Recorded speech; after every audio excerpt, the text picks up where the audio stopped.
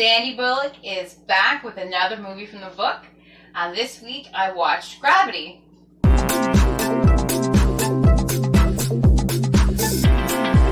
This is actually really exciting for me because I got to watch Gravity on the big screen. The movie theaters have opened. They're socially distanced. They're only selling a certain percentage of seats. Everything is separated apart. And they're showing older movies for $5. And a lot of the movies that they're showing are ones that are featured in the 501 Must-See Movie book, including Gravity. So I went with my friend Sarah. Shout out to Sarah. And we got to see Gravity on the big screen. And it was really, really engaging. This movie has Sandra Bullock and George Clooney. And of course, this is the second Sandy Bullock movie that I've done so far. I'm sure she's in this book again. So I am still going through the stats to see what actors are in here the most. And in the book, it has a "Did you know?" little flag. And it says the opening scene is a single continuous shot lasting about 12 and a half minutes. So this is super impressive. It's actually visually stunning. It did make me a little bit queasy, but didn't take away too much from the fact that it's super impressive. I know, like in Game of Thrones, there's a battle at Castle Black that's all one continuous shot.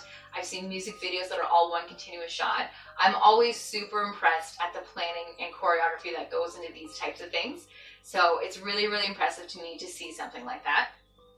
Another thing that they talk about is how they only really shot the actors' faces when they're doing the spacewalk and out in space. And it sounds like it was really hard to do. So Lubetsky, the cinematographer, suggested folding an LED screen into a box, putting the actor inside and using the light from the screen to light the actor. This light box, the key to making the spacewalk scenes realistic, was a 9-foot cube, just big enough for one actor, who then had to memorize long combinations of precise movements to hit their marks at different points in the shot. I mean, that's really impressive. It sounds like it was a lot of work. It sounds like a lot of work for the director, for the cinematographer, and also for the actors. And I know that Sandra Bullock and George Clooney did a really great job in this movie.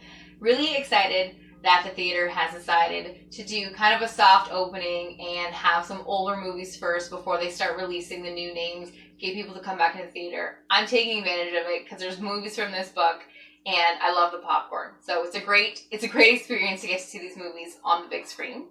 There are 3 things that I didn't particularly like about the movie. So Dr. Ryan Stone, played by Sandra Bullock, had something really traumatic happen in her life back at Earth. And she's fighting to stay alive, fighting to get back, but she doesn't really have a lot to get back to. And at one point, they show a shot of her kind of in the fetal position.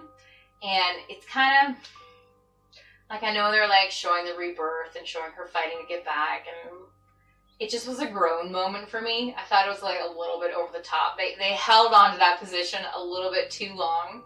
And also, at the end credit song is really over the top. Like, it is like I roll over the top. But other than that, I really enjoyed the movie.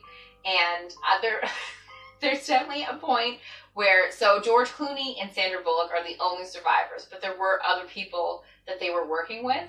And one guy got like a piece of debris go straight through his helmet, straight through his head. And she, at one point, is like holding onto him. And he's right in front of her, and it looks so grotesque. And all I kept thinking was, I would throw up in my helmet. Like, my space helmet would be full of vomit because it looks so gross. And then I found myself throughout the movie, I didn't know if I was cheering for her to survive or if I kind of wanted her to die.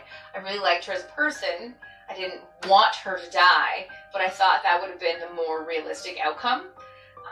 So I was kind of like, do I want her to make it? Do I not want her to make it?